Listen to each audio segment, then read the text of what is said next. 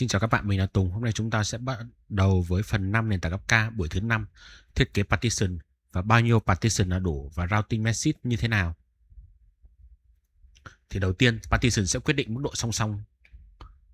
Thì cấp K, cụ thể là cấp K cluster thì nó sẽ là một hệ thống phân tán và với số lượng nhiều các broker thì các topic sẽ được chia thành nhiều partition và sẽ được nhân bản trên nhiều các broker khác nhau. Nhờ đó thì một topic thông thường mình sẽ được chia thành nhiều phần, và khi mà mình càng nhiều cái thằng consumer thì để tăng số lượng mà xử lý đồng thời các message, qua đó thì nó sẽ làm tăng performance của hệ thống. Thì ví dụ như là chúng ta có các cái chốt kiểm dịch hoặc là các cái làn BOT ấy, thì nếu mà mình thêm càng nhiều làn xe thì mình sẽ càng xử lý được nhiều xe cùng một lúc, dẫn đến là nó sẽ không bị tắc.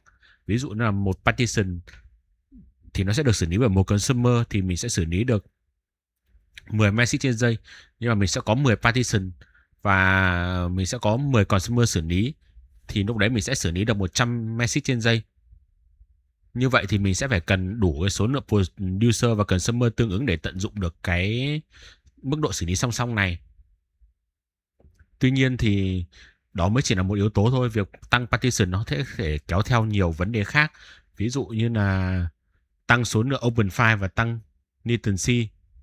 Thì từ những cái đấy thì nó sẽ dẫn đến một bài toán, đó chính là mình sẽ phải cần bao nhiêu, rốt cuộc mình sẽ cần bao nhiêu partition và ảnh hưởng đến các yếu tố nào cũng như là như thế nào.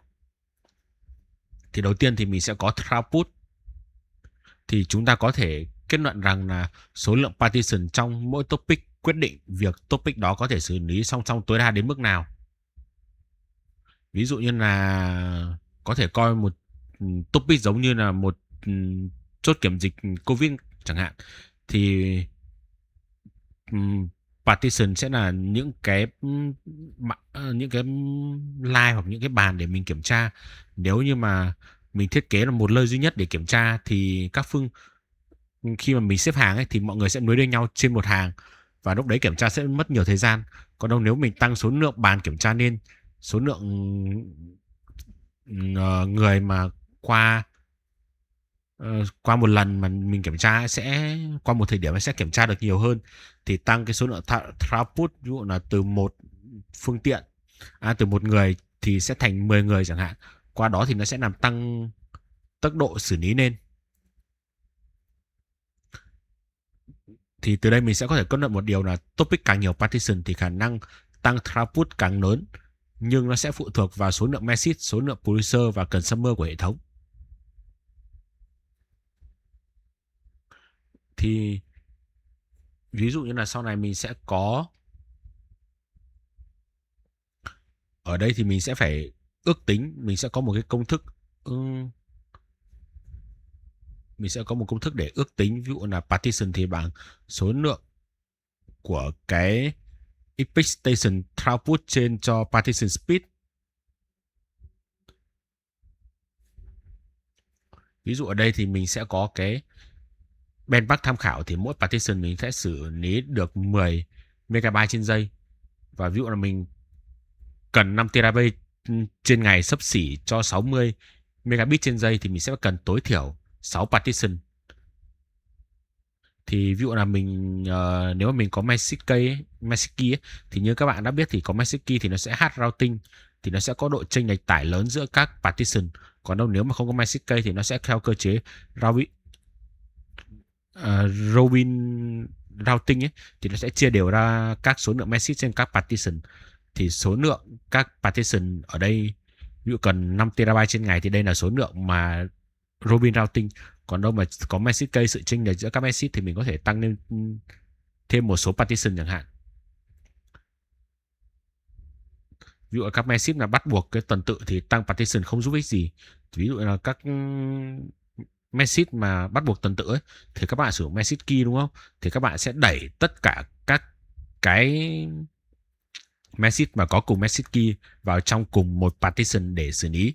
Thì điều đấy sẽ dẫn đến là kể các bạn có tăng bao nhiêu thì cái message đấy nó sẽ không được xử lý ở các consumer khác, nên là nó sẽ không xử lý thêm được. Ví dụ ở đây mình sẽ có một cái best practice, đó là cluster mà nhỏ hơn 6 broker thì tối đa sẽ là 2n partition trên một topic. Nếu mà cluster mà lớn hơn 12 trên 12 cái broker ấy, thì mình sẽ cần nhiều thông số hơn để cái quyết định đấy. Tiếp theo thì mình sẽ file decryptor, thì mỗi partition nó sẽ được lưu trữ một folder của broker. Như vậy thì số lượng partition thì thuận với số lượng file phải xử lý của broker. Và ở đây mình sẽ có mỗi partition cần 2 file, đó chính là file index và file data.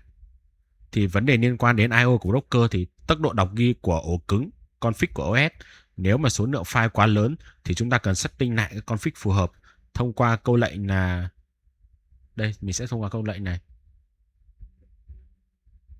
Thì system control fs.filemax thì mình sẽ phải thông qua câu lệnh đấy. Thì đây không phải là vấn đề lớn mà thường xuyên xảy ra, nhưng mà cũng cần biết về nó. Thì sau này mình sẽ có một cái số phương án dự phòng khi mà chúng ta set cái số lượng partition quá lớn. Tiếp theo mình sẽ có available NBT và latency. Thì Kafka nó sẽ support là infra cluster replication. Chính vì vậy mà mỗi partition thì có thể gồm một bản sao với needler và nhiều cái thằng replication để đảm bảo high availability và doable. Khi mà một broker mà chết hoặc gặp sự cố ấy, thì thằng needler replica thuộc broker đó không còn hoạt động. Điều đó dẫn đến là một thằng replication mới sẽ phải nên thay thế. Và việc này nó sẽ diễn ra cực kỳ nhanh, chỉ trong vài mini giây thôi.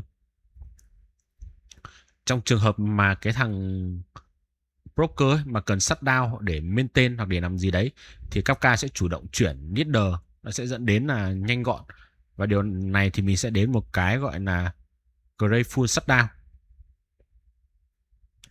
Thì mọi việc sẽ diễn ra đúng như kịch bản và Kafka nó sẽ biết được là broker nào shutdown, và quá trình needler electric sẽ diễn ra nhanh chóng, khôi phục lại hệ thống. Tuy nhiên thì các cái trường hợp mà không lường trước, broker bị fork shutdown đột ngột thì khiến cho cái quá trình này nó không được chủ động diễn ra. Thì khi mà fork shutdown và cộng với hàng trăm thằng needler trên một broker ấy, thì nó dẫn đến là cái thằng latency tăng đột ngột vài giây. Trong thực tế thì cái tình huống fork shutdown này ít khi xảy ra và cũng không có nhiều bài toán có số lượng partition lớn đến vậy. Và một yếu tố mà cũng ảnh hưởng đến tỷ lệ thuận của partition đó chính là end-to-end latency. Thì latency được tính bằng thời gian một message gửi nhận giữa producer và consumer. Thì thằng consumer chỉ đọc message sau khi mà replica đủ xin mặc định thì sẽ là single thread. Và tiếp theo thì chúng ta sẽ có một cái là default partitioner, thứ tự quyết định. Thì chỉ định partition cụ thể thì gửi đúng partition đó. Và mình sẽ có key bằng hash thì nó sẽ bằng key trên phần trăm số partition.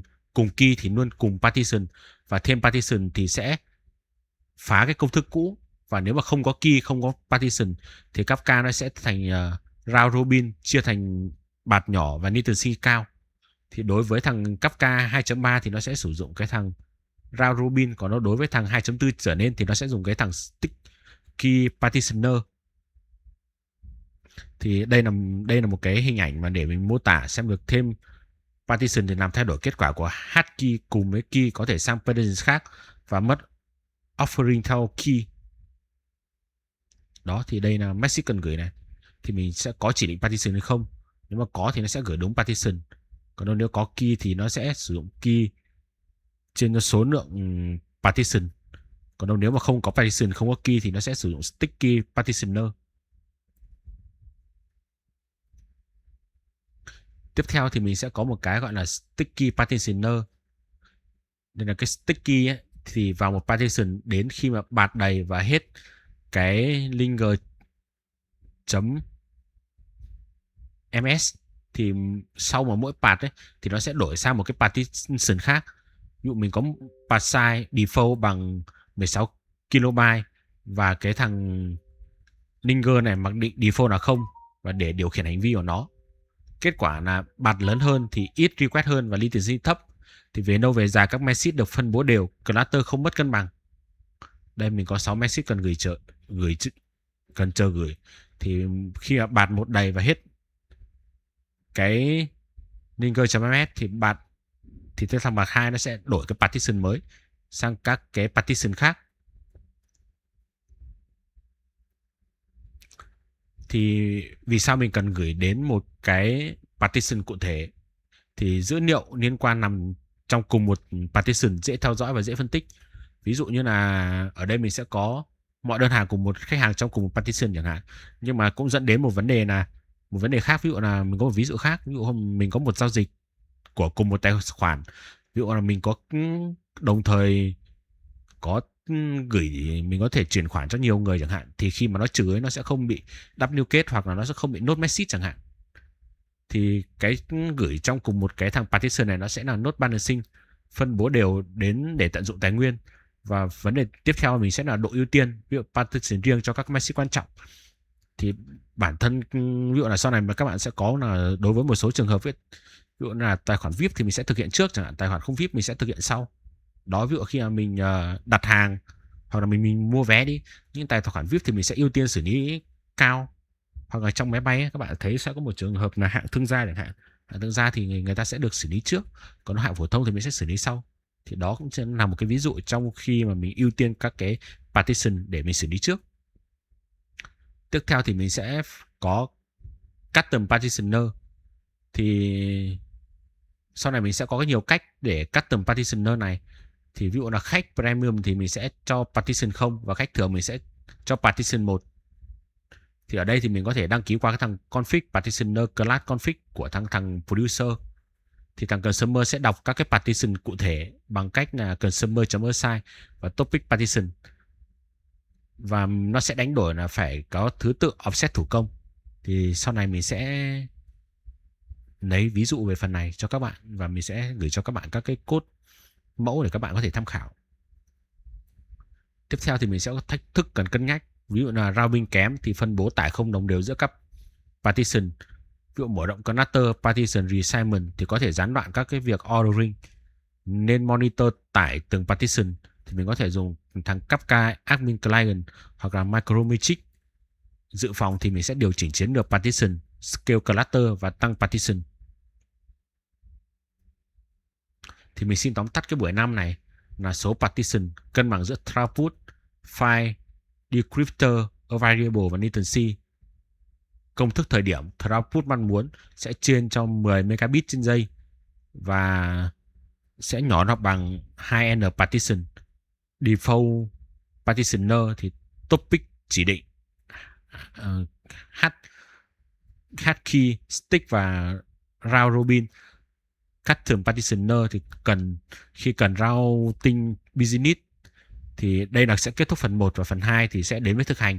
Thì đến với thực hành thì mình sẽ thực hiện các cái việc liên quan đến coding nhiều hơn và mình sẽ lấy các cái ví dụ cụ thể liên quan đến việc là custom partitioner để cho các bạn có cái nhìn tổng quát, hoặc là có thể sau này ví dụ là trong một cái số trường hợp trong dự án thực tế thì các bạn có thể áp dụng được. Xin chào các bạn, thì hôm nay mình sẽ kết thúc buổi 5 ở đây và sang đến cái phần 2 thì mình sẽ thực hành nhiều hơn.